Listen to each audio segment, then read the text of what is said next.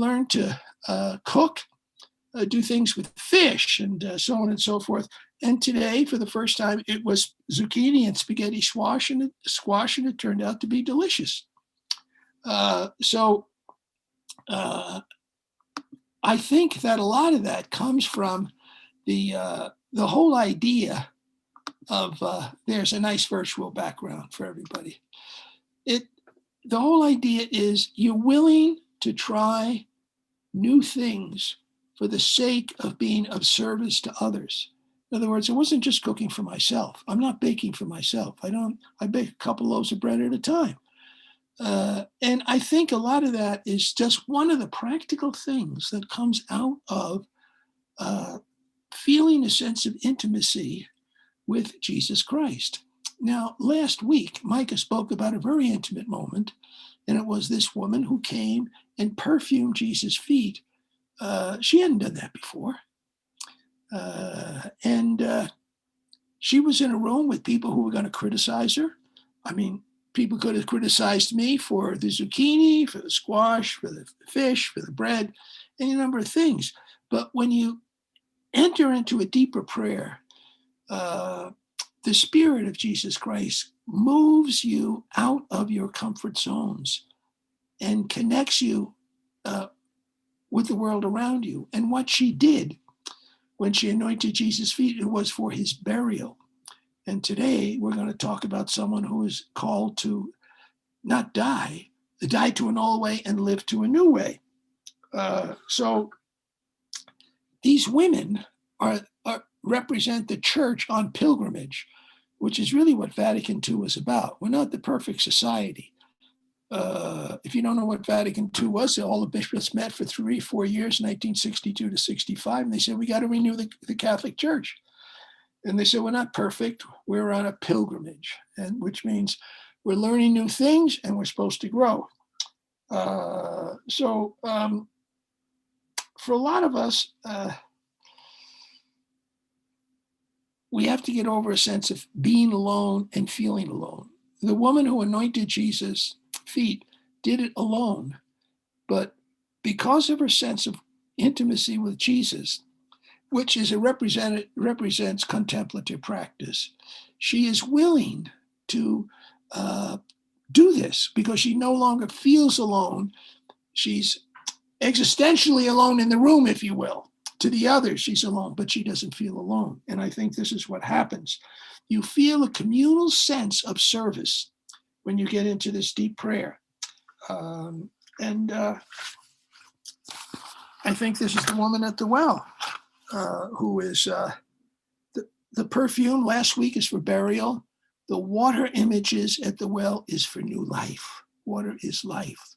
Jesus is going to be calling this woman to a deeper relationship with him, one-on-one encounter.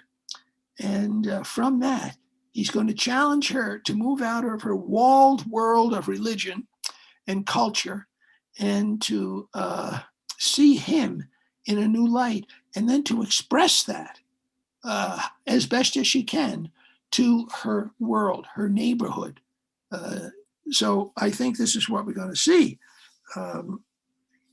She's going to literally leave her bucket because she's going to she moves from a physical thirst to finding out she has a much deeper thirst. And a lot of us, we work only on the physical and we do not work on a spiritual because we don't believe it even exists. And yet we continue to thirst for something. And Micah last week said that Lent was a time for conversion, to turn around, to change your life. And this will be something that's the woman at the well is going to be challenged to do. So many of you were told where this is. This particular reading is in John's Gospel, by the way. And I believe in John's Gospel, you would find this on chapter 4, and it's verse 5 to 42. It's pretty long and involved. Now, I'll unpack this as we're going along in terms of our contemplative life and intimacy with Jesus Christ. First of all, he's not at any well.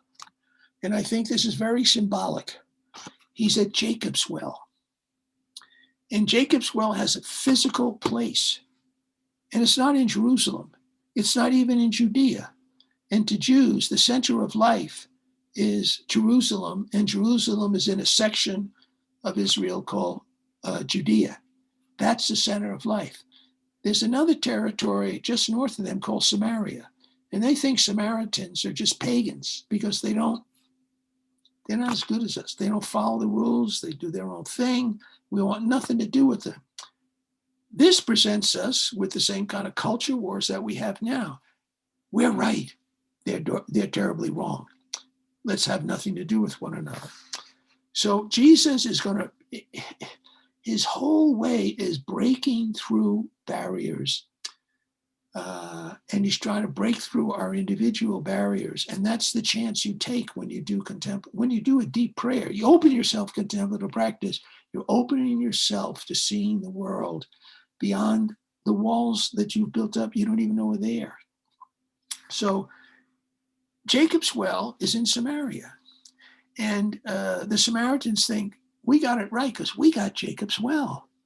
And if you were to look back in the Hebrew scriptures, what is often called the Old Testament, but the Hebrew scriptures, you'll see that that whole area was very, very important before Judea and Jerusalem ever came along. But because of things like this, we got it right. We've got the right shrine. What you get into is history debates. Who's right? Who's wrong?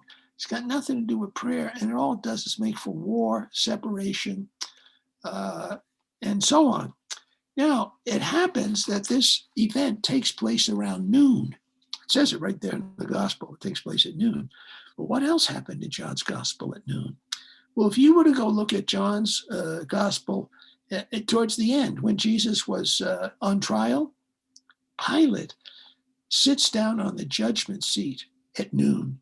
And he's going to make a decision about Jesus. And his decision about Jesus is selfish and self-centered to protect Pilate and his power. And Jesus willingly suffers from that.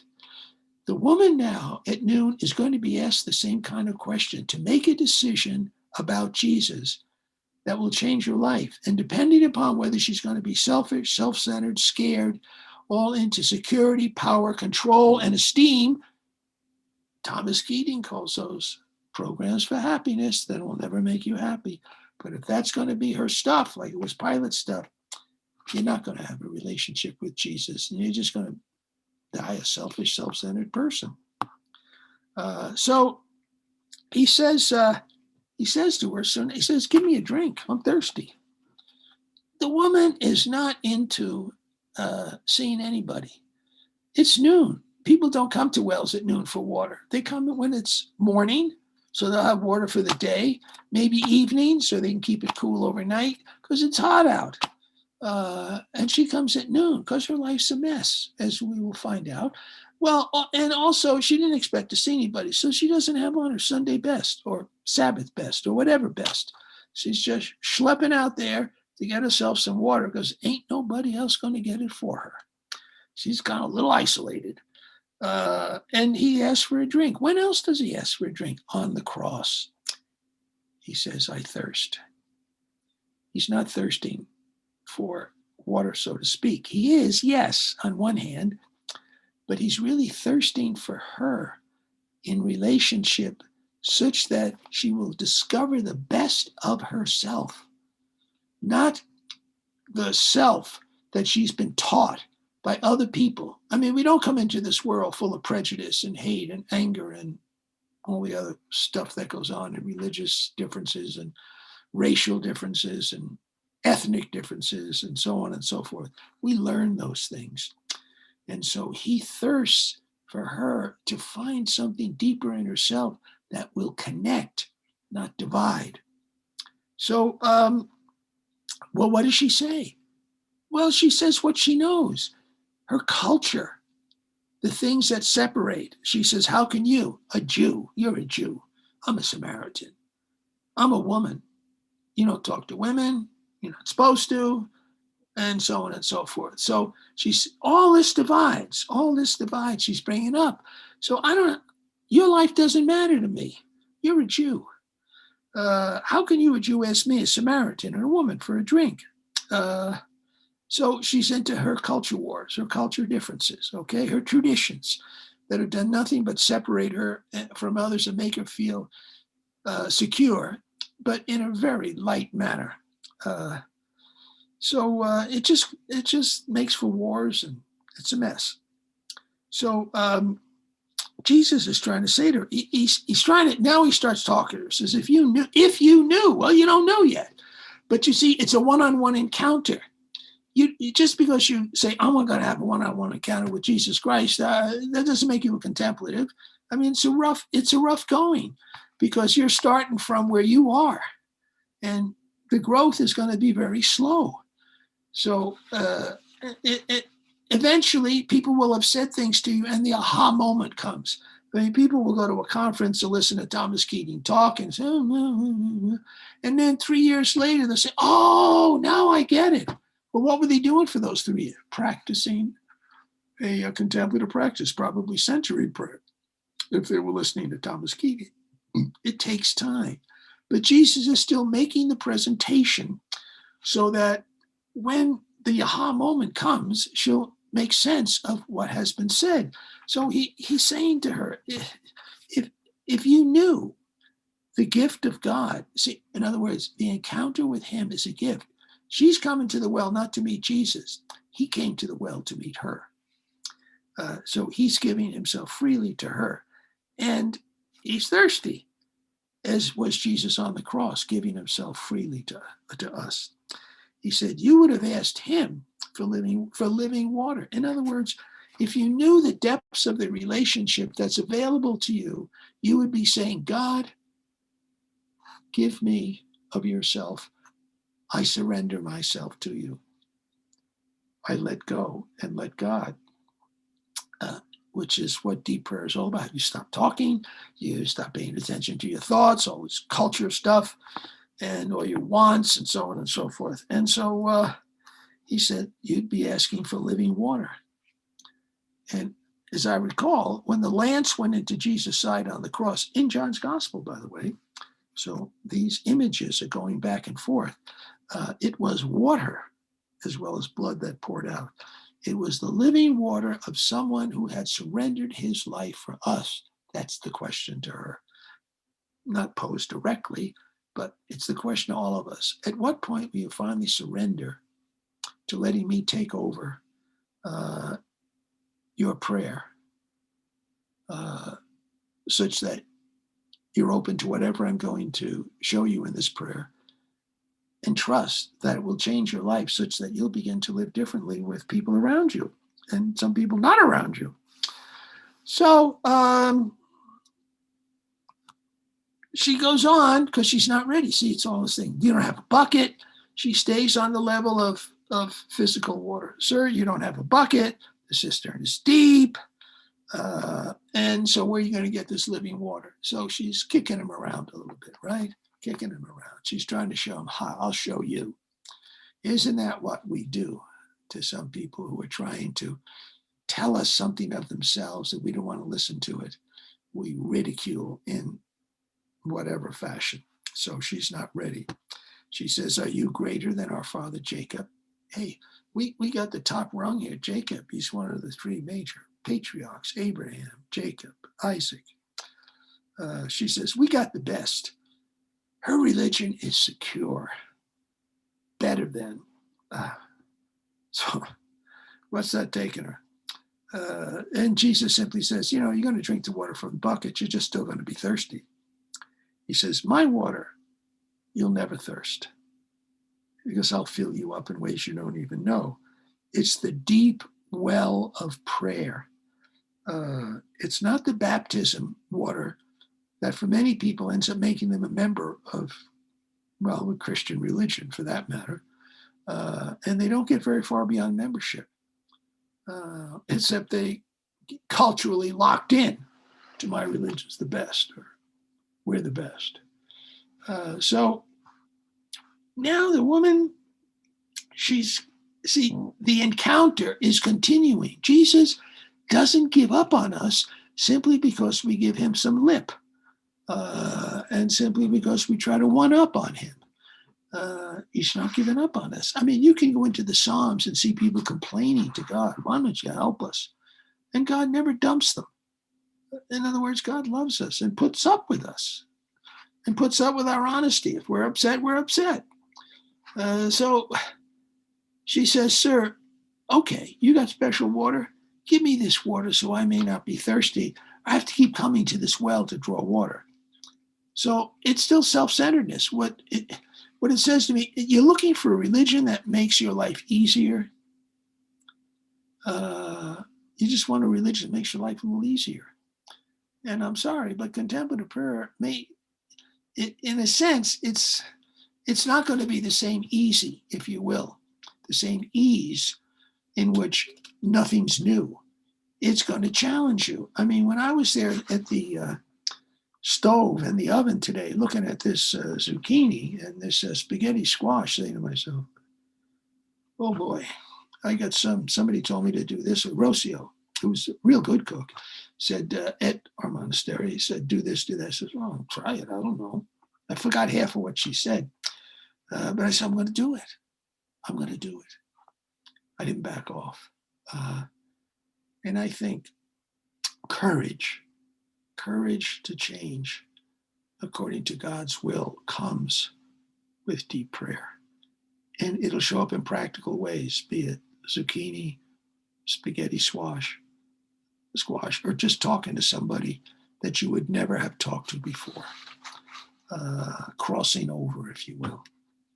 So she's looking for a little bit easier way. You can help me out, Lord, make my life better. I want a religion that makes my life better.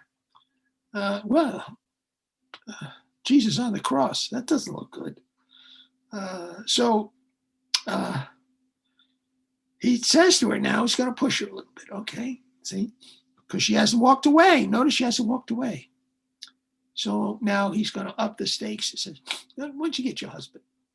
No, this opens things up now. Now we're going to get into the intimacy of my life. And what Jesus is going to reveal to her is God knows your life. God knows your life very well. So you can't hide much from God. God knows exactly what you're thinking and feeling, even if you don't, and still doesn't give up on you. And he says to her, yeah, you've had 5 husbands, and the one you're with is not even your husband. So is he kicking her around or something? No. John's gospel is so much about the contemplative practice, so much imagery that speaks of other things. What do we say in the great image in the Hebrew scriptures, and even Jesus used it, the bridegroom and the bride? God, Father, Son, Holy Spirit, God, triune, God, Jesus Christ, the Spirit, the power, is the bridegroom, and we are the bride, waiting for intimate moments with our lover. And that's really what he's offering to her.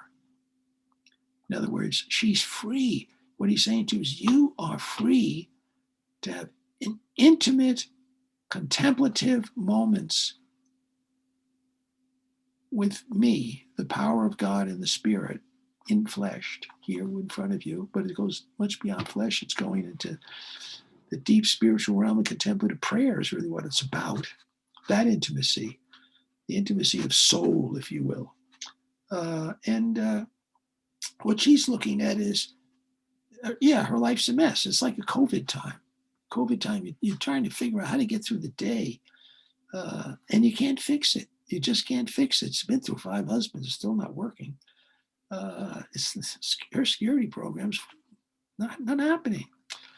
But in the intimacy of deep prayer, we, the bride, are with our bridegroom. Read Song of Songs in the Hebrew scriptures. Very erotic, very beautiful. So now she says, sir. Well, before she was dumping on him, you're just a Jew.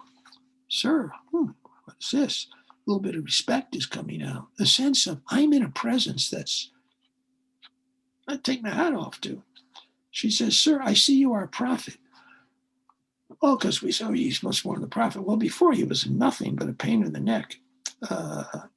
And now she says, you're a prophet. You know, prophets can go various, they can cross the line. Prophets can cross the lines. Her eyes are beginning to open. In other words, she's beginning to see, and in this interior way in prayer, we begin to see, but not all at once, and not everything. As a matter of fact, we'll die not seeing everything. Say, and what does Jesus now say to her? He says, you know what? You got to get away from religion of place. So he says, the hour is coming, and his crucifixion is an hour, when you will worship the Father, as it says here, God the Creator, neither on this mountain nor in Jerusalem. In other words, the worship isn't confined to place. And so many of us, we get in these wars, culture wars about, well, I'll tell you where I find God. And then it says, I go here and I find God in my special tree or my special place. And this is where God is. No, God's everywhere. You just happen to find God there, but you can't confine God. Then you certainly can't say God's not someplace else. So God can't be confined. And really, the Spirit is within all of us, is what John's gospel, I think, is trying to say. Cannot be confined to a physical place, just a tabernacle, a host, wine, water. It's everywhere. It's in all those places, but it's in every place because that's God's choice. And he says, you'll worship the Spirit. You worship in spirit. That's the depth of contemplative prayer. It's a spirit level, not an intellectual level, not an historical level, not an emotional level, but a spirit level. And that'll be your truth. You'll discover it. It's an interior experience, one-on-one. And it's less about ritual and it's less about location. Those are not unimportant places, but we can't make them the important place. So important that if someone is not in that place, in that ritual, they're lost or they're worse than me. We can't do that. And he finally says, God is spirit, okay? Which means God is hidden, but available. God can be loved, not understood. So God resides at a level so very deep. You have to allow God to God's already there. Just as Jesus is at the well when she gets there. When we open ourselves to contemplative practice, God's already there. We're not there yet. And when we get there with kind of questions or doubts or whatever. And so we need sort of constant guidance and assurances. And so now she's starting to talk. She says, well, I know there's a Messiah coming. They're both waiting for the Messiah. Oh, we have something in common. Although she figures the Messiah is a Samaritan and not a Jew, I know he's coming. And when the Messiah comes, oh, that's good stuff's going to happen. We're going to find out stuff. Well, there's something called premillennials. Some of them are still around. It was very big in the 19th century and the 18th century with a lot of these great awakenings in our country. Premillennials are people who begin to live their religion with the idea that the end is soon. So get ready. And that often leads to just working on my individual conversion, not caring about you, not caring about society, and certainly not caring about ecology or the world or other people, just working on me. It's a powerful sense of individual religion and my individual relation with God to get me to heaven. And it's not about you and I, it's about me and God. Well, Jesus is he's got more than that in mind. He's got a communal idea. So she says the Messiah, the one called the Christ. Now we're making connections now here. And when he comes, he'll tell us everything. Well, you know what that means to a lot of believers? It means, yeah, he'll tell me everything that I don't know, but it'll be all stuff I easily agree with. I mean, we see this in, go into any number of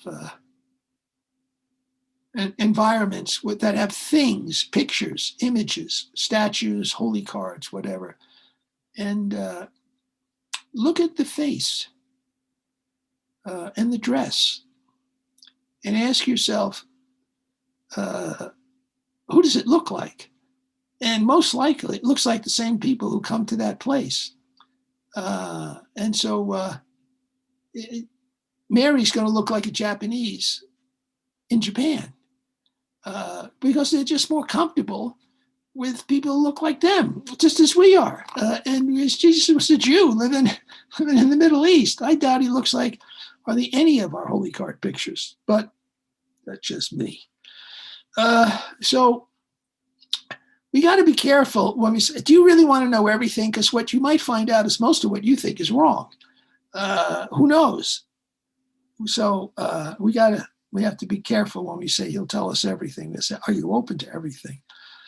And finally, he says, I am he, the Christ, the one speaking to you. This is the ultimate encounter. What are you going to do, lady, so to speak? Well, it gets interrupted at that moment by more culture wars.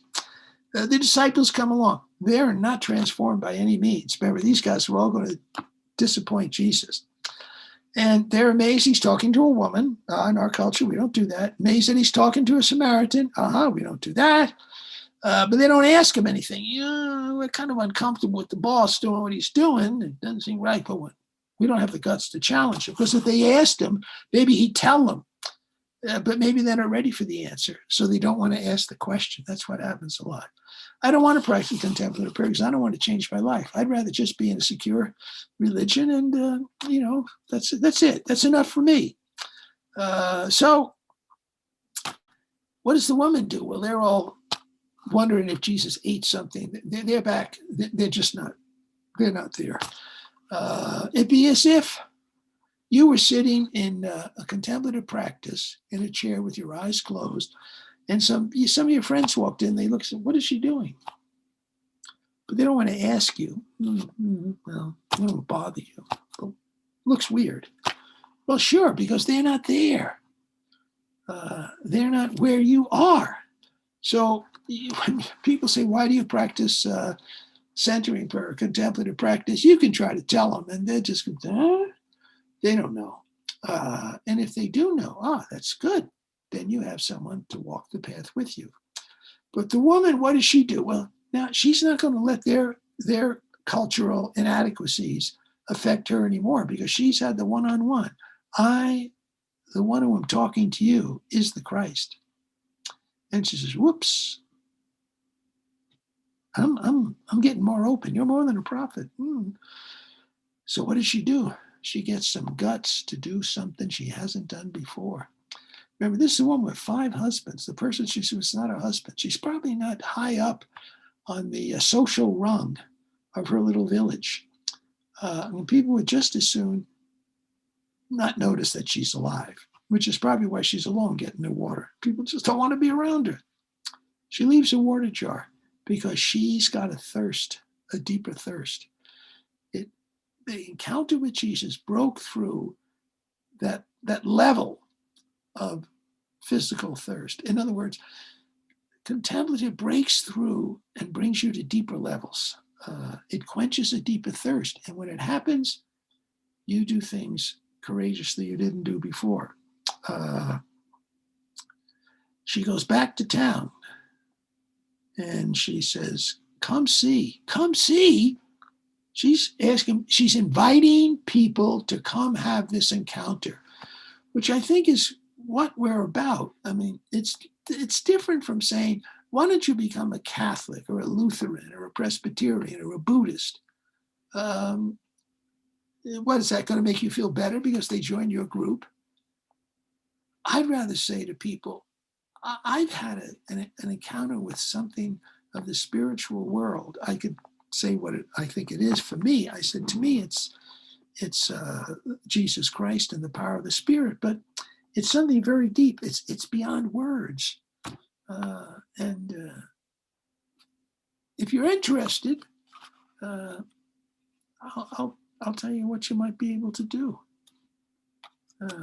And they'll see by how your life's changed. So what they're seeing is this woman's life has changed. What do you mean? What are you talking about? You're supposed to be invisible. And she says, could this be?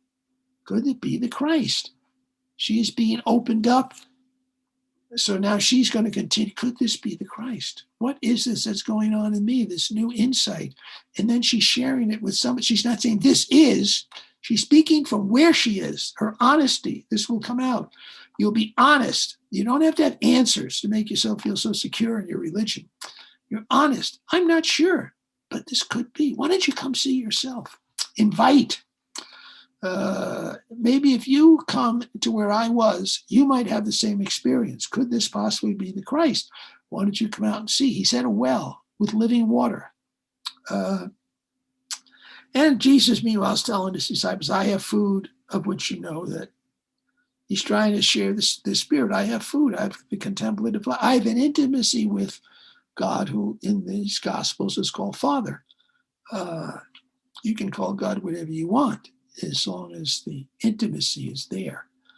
And so this is the food I have. And you don't know it yet. You're my disciples, but you're not there yet. And he said, my food is to do the will of the one who sent me. Which is a little different than fasting in Lent. You know, in Lent, we tend to fast. That's to challenge our self-will so that I don't do selfish things, I do nice things. And that is a change of life. I don't want to belittle it. It is a change of life. But it's really about you, changing your life in relation to some people around you. This woman is being challenged to change her life in a much deeper fashion. So fasting can bring you to a deeper level. Contemplative prayer brings you to a much deeper level. So it's not just about changing behavior. It's about changing the whole way you see the world. And Jesus says, the field is ripe for the harvest. And the harvest is everywhere. It's not in Judea. It's not just Jews. And this becomes the challenge to his disciples. And ultimately, they listened to the woman, then they came out and they met Jesus. And then they began to believe because of their encounter with Jesus. So you see the progress. People begin to think, maybe this is so because Terry Ryan said so. But my hope is eventually you have the encounter so that now you know it's so because of you. I can really only share my experience, strength, and hope that will get you going. But then eventually you got to get your own. So, oh my gosh, we're on a long time today, and we're going to have some Q&A too. If there's Q&A, I'm open. Okay, I'll stop. Thank you. All right, thank you, Father Terry. Great words, great reflection. A lot there to the woman at the well. So anybody has any questions, you can unmute yourself, or you can ask through the chat. So just ask away.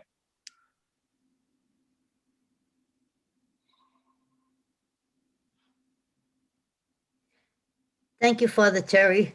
I appreciate your humor in the story.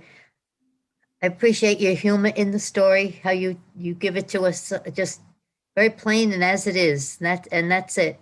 And I really appreciate all you have given us today, because it gives me another slant on looking at that reading. Thank you. I'm from the Bronx. That's how we talk. I'm from New Jersey, and that's how we talk. But I live. I could tell you from the neighborhood. Thank you. Thank you.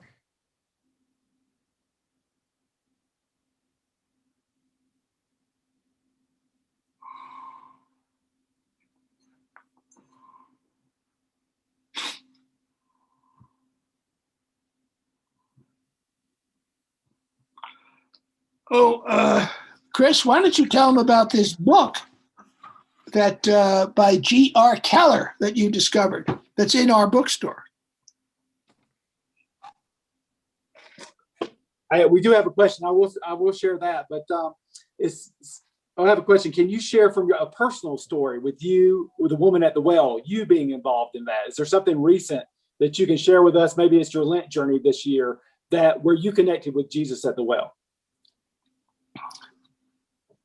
Well, yes. It's a well. This monastery to me is a well. And I didn't know how deep the well was. I wasn't even thinking about depth of well. I was rather comfortable at where I was in my encounter. I came up here and I would get living water to an extent. But maybe I think COVID had something to do with it. Well, it definitely did, because it changed my plans, just as the woman at the well's plans got changed. She didn't even get her water. She left the bucket. That was her original plan. My original plan always was to come for the summer, 3-4 months, sort of get the spiritual boost, avoid the heat of Boulder, Colorado, and the cold and the wind of summer in San Francisco. And then I would go back to do my work. But COVID said there's no work and to go back to. And so we discovered Zoom. But back to the well. So I stayed. And I didn't know what it was going to be like. I had no plans. In other words, I have plans when I stay for the summer. I'm even making my plane tickets for where I'm going to go. I've set up where I'm going to teach, sent out flyers and so on, and so put it in my calendar and so on and so forth. Well, that wasn't happening. So I had no plans. And it was uncharted territory for me. I've never stayed here in the winter. I've never been here for Thanksgiving. I've never been here for Christmas. And I had no idea how it was going to go. And as I said in the beginning, things began to open up in terms of what I did. I offered to become the librarian. I mean, it can be so practical. You're sitting there each day, a couple of times a day, trying to open yourself, stop thinking, stop paying attention to your thoughts and words, and just open yourself to the living water of silence and solitude. But you don't know what's going to come of it. And I said, I'll be the librarian. They didn't have a librarian. I didn't know squat about being a librarian. I knew nothing.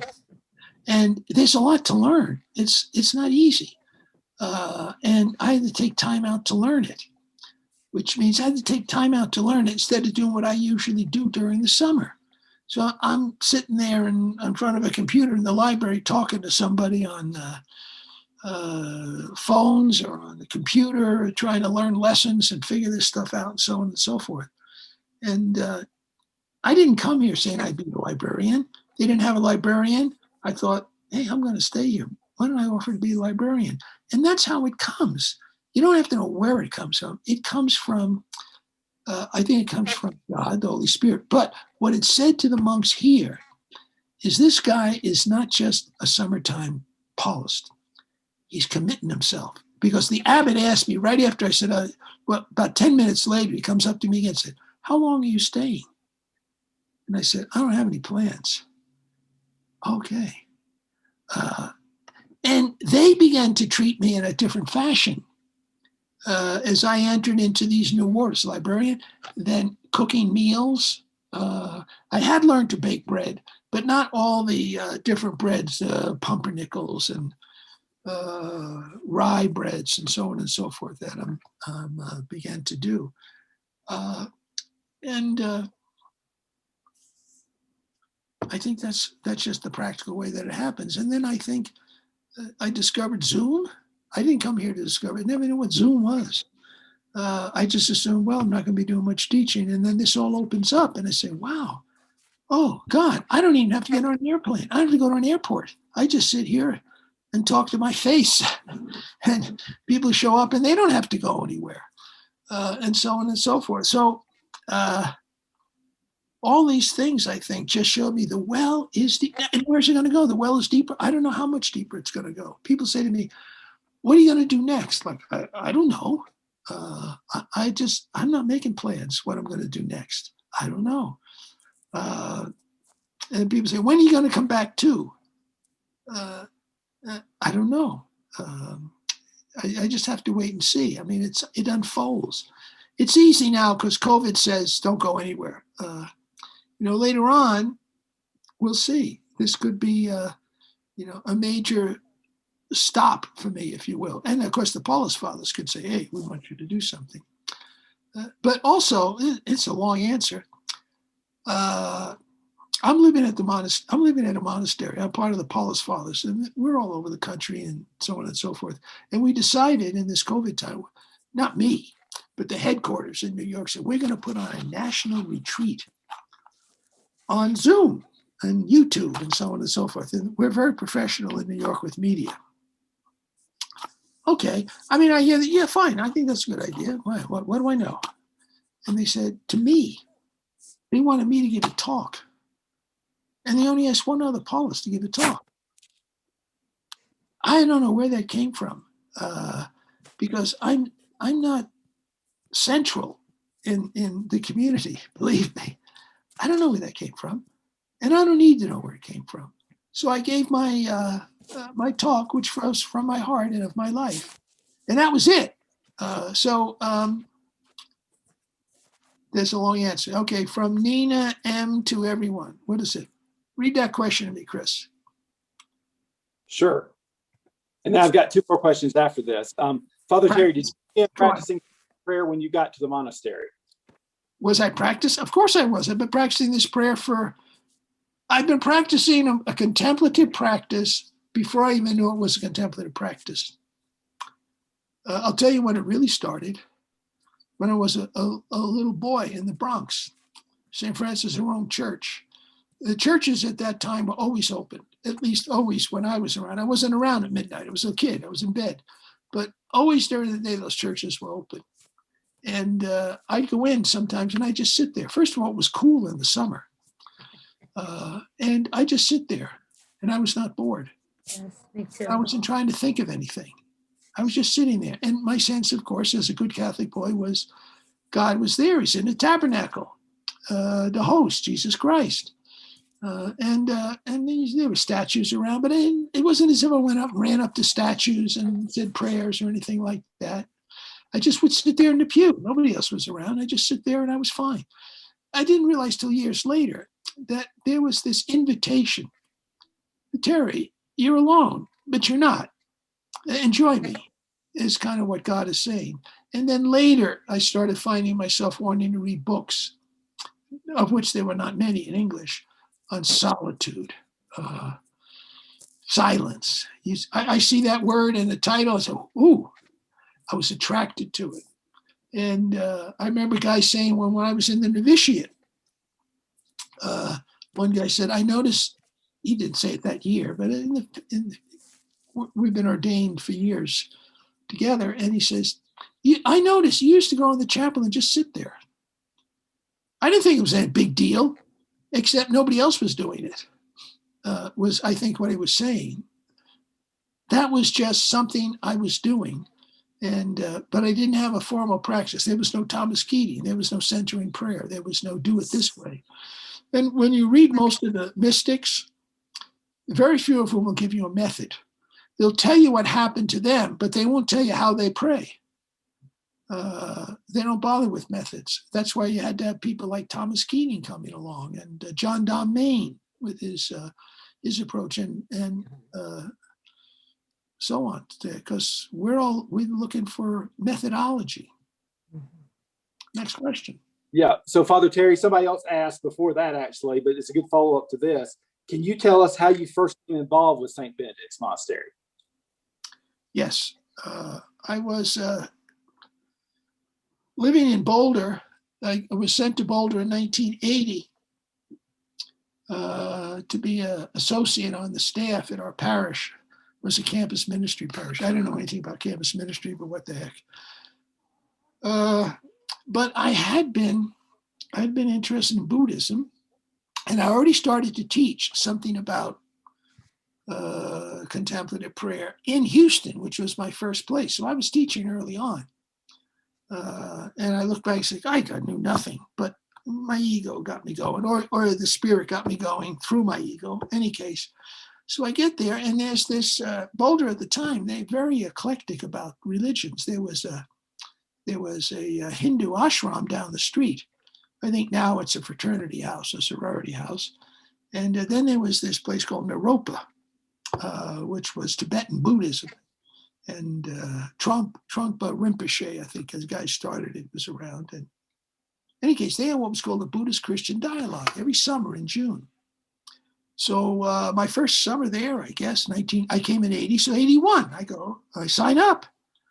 And so they got all these speakers and conferences, and you just pick what you can go to in the 4 days or 5 days that they're having this thing. Put on by Naropa for anybody. So I noticed this one said Trappist. Well, I knew Trappist. I knew this guy named Thomas Merton was a Trappist and interested in contemplative prayer. And so, I read some of him by then, and of course, and the other was going to be a Roshi, but not a convert Roshi from. The Hindu Swami was a Catholic, Italian Catholic from Brooklyn, who had transferred over, became a Swami, and but this guy was from Japan. He was, I said, I'm going to get a Japanese guy speaking about Zen. I said, and this Trappist, let's see what they got to say. So it was an evening, and this guy walks out named Thomas Keating, never heard of him in my life, wearing his Trappist outfit. And within, I don't know, I would say probably less than 10 minutes, I said, this is the guy for me. Because he was living what he was saying, and he had a way of saying it. And so I found him later. He was staying at somebody's house in Boulder, and I introduced myself. I'm Terry Ryan. I'm, very interested. And so we have to get together, and whatever. But what I said was that led to going up to the monastery to interview him, because I had a little radio program in Boulder, 15-minute interview, could interview anybody on a religious, spiritual issue for some radio station. I did this for several years. So I said, can I come up and do a couple of interviews with you? And then I'll just, sure, right. So I went up in January, I think it was 84, colder than cold. And the places where they put visitors were terrible. You could look through the wall and see the outside. It was awful. But I did a week with him, talking to him. And then I came up the next year. Well, also, I'd be invited then to have a lunch or eat the main meal in the monastery. So, and then in 91, I went on so that was 85. Then I went off to San Francisco. I went on this, Keating had formed something called Contemplative Outreach, an organization to teach century prayer. And they would have 10-day retreats, introduction. So I took one, same kind of cold building, but then I slept in the monastery, in the novice wing, and I got to meet the abbot. And so I asked the abbot in 91, can I come back for a longer time someday? I didn't know when. He said, sure. So that was 91. I called him up in 2003, said, I want to come. He said, come on. And so 2004, I showed up for my first full summer and been coming back ever since. That's how it happened. All right. And then here's another question. Why do you think it's so hard to let God in, like the woman at the well? Why is it so hard to let God in? Well, because the ego's pretty strong. And there's a lot of fear of letting go. If it were easy, there'd be more of us doing it. So we just learn a certain way of living that separates us. And so it's kind of really fear-based in many ways. And that's why I think it's very hard. And we are taught, in my education, we're taught to develop the mind, develop thinking, solve issues. And you can do. It's very American, you can do it.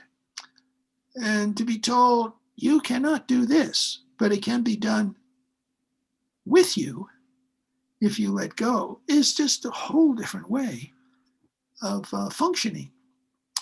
So And I think Keating's right. And the ego is just very strong. Our programs for happiness are security, esteem, power, and control.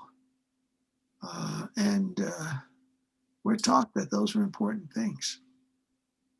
All right, next question. This is from Sandy. Thank you, Father Terry, very much. I used to hear from a parish priest, in quotes, God's will is what is right in front of you. And Sandy also says, Father Timothy Gallagher, who I love, a book very helpful with this, but she would like you to speak to discernment from a contemplative prayer perspective. God's will is right in front of you, but you don't see what's right in front of you. I think that's part of what the difference is. You have to see what's right in front of you, and you have to see with what is sometimes called the inner eye. So it's revealed to you. So you can see something from one angle, and then all of a sudden you see something else that's the same but different. And I think that's a big piece. So what I like about it's right in front of you is you don't have to change your life such that you need to become a foreign missionary. I'm not saying somebody doesn't have that vocation, but it will start right where you are. I mean, I offered the changes that started when I was in the monastery. COVID's here. Now I'm the librarian, I cook, I bake, and they were all right in front of me. You know what happened? I think a big change. I got tired of saying I'm scared of being in the kitchen and not knowing what to do. I just got tired of that. I mean, my mother was at-home mom, did all the cooking. When I went to college, they ate the meals on campus and so on and so forth.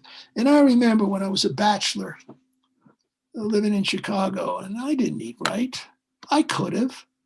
I just needed to learn, but I was scared. Or I didn't think I could. Or what I thought there was something out there that I would be missing if I was making food and shopping. And, you know, I eventually got tired of that.